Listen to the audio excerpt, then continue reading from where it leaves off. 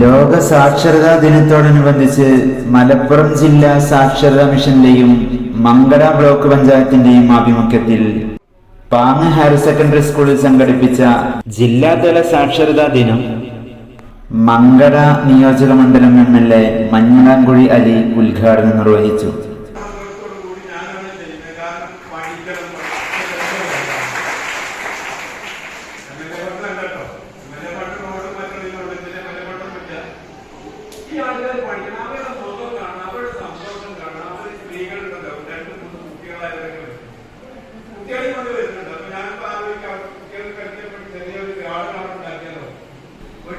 ചടങ്ങിൽ ജില്ലാ panchayat president MK Rafiqa അധ്യക്ഷത വഹിച്ചു.